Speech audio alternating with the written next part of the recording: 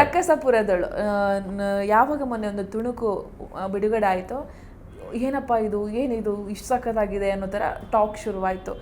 ಈ ಕತೆ ಕೇಳಿದಂಥ ಸಂದರ್ಭದಲ್ಲಿ ನಿಮಗೆ ಯಾಕೆ ಈ ಸಿನಿಮಾನ ನಾನು ಮಾಡಬೇಕು, ಅದು ಕೂಡ ಚೊಚ್ಚಲ ನಿರ್ಮಾಣದ ಸಿನಿಮಾ, ನಿಮಗೆ ಧೈರ್ಯ ಹೇಗೆ ಮಾಡಿದ್ರಿ ಅಂತ ಹೇಳಿ? ಇದೇನಂತಾರೆ, ನಾವು ರುಸ್ತುಮ್ ಮಾಡಬೇಕಾದ್ರೆ ರವಿ ಅವಾಗ ನನ್ನ ಜೊತೆ ಬಂದು ಒಂದಷ್ಟು ಅಸಿಸ್ಟೆಂಟ್ ಡೈರೆಕ್ಟರ್ ಕೆಲಸ ಮಾಡ್ತಾ ಇದ್ರು.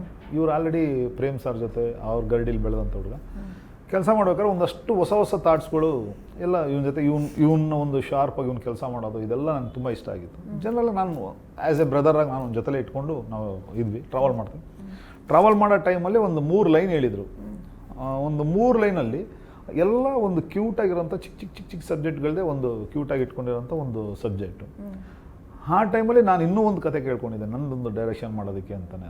ಅದು ಬ್ಲೈಂಡ್ ಬಾಬು ಅಂತ ಹಿಂದಿ ಸಿನಿಮಾ ಡೈರೆಕ್ಷನ್. ಆ ಕೇಳೋ ಪ್ರೊಸೆಸ್ಸಲ್ಲಿ ಇವನೊಂದು ಕತೆ ಹೇಳಿದಾಗ ಇದು ನಂಗೆ ತುಂಬ ಇಷ್ಟ ಆಗಿತ್ತು. ಸರಿ, ಇದನ್ನು ಡೆವಲಪ್ ಮಾಡಿ ನೋಡೋಣ, ಇದು ಮುಂದಕ್ಕೆ ನೋಡೋಣ ಅಂತ. ನೀವು ಮಾಡ್ತೀರಾ? ನಾನು ಮಾಡೋಣ, ನಾವೆಲ್ಲ ಸೇರ್ಕೊಂಡು ಮಾಡೋಣ ಕಣ, ಇದನ್ನು ಡೆವಲಪ್ ಮಾಡಿ ಚೆನ್ನಾಗಿದೆ, ನಾವೆಲ್ಲ ಸೇರ್ಕೊಂಡು ಮಾಡೋಣ ಅಂತ ಒಂದು ಸಣ್ಣದಾಗ ನಾವು ಮಾತುಕತೆ ಮಾಡ್ಕೊಂಡು ಸುಮ್ಮನೆ ಜನರೆಲ್ಲ ಮಾತಾಡ್ಕೊಂಡು ಸ್ಟಾರ್ಟ್ ಮಾಡ್ಕೊಂಡು ಅವನು ಪ್ಯಾರಲಲ್ಲಿ ಅದನ್ನು ಡೆವಲಪ್ ಮಾಡ್ಕೊಂಡು ಒಂದು ದಿವಸ ಅವ್ನಿಗೆ ಟೈಮ್ ಸಿಕ್ಕಿ ರಾಜ್ ಸರ್ ಹತ್ರ ಹೋಗಿ ಕತೆ ಹೇಳಿದ್ದಾನೆ. ಕತೆ ಹೇಳಿದಾಗ ಅವ್ರಿಗೆ ಇಷ್ಟ ಆಗಿ ಯಾರು ಮಾಡ್ತಾರೆ ಅಂತ ಕೇಳಿದಾಗ ಈ ಥರ ರವಿವರ್ಮ ಸರ್ ಮಾಡ್ತಾರೆ, ಪ್ರೇಮ್ ಸರ್ ಅವರೆಲ್ಲ ಜೊತೆಲಿರ್ತಾರೆ, ನೀವೆಲ್ಲ ದೊಡ್ಡ ಟೆಕ್ನಿಕಲಿ ಗೊತ್ತಿರೋಂಥ ಟೆಕ್ನಿಷಿಯನ್ಸ್ ನಿಮ್ಮ ಜೊತೆ ಇರ್ತಾರೆ ಅಂತಂದ್ರೆ ನಿಜವಾಗ್ಲೂ ಇದು ಟೆಕ್ನಿಕಲಿ ಸಿನಿಮಾ ಆ್ಯಕ್ಚುಲಿ. ಓಕೆ, ಇದು ಒಂದು ನನಗೂ ಒಂದು ಹೊಸ ಅನುಭವ ಕೊಡುತ್ತೆ, ನಾನು ಮಾಡ್ತೀನಿ ಅಂತ ಹೇಳಿದ್ರು.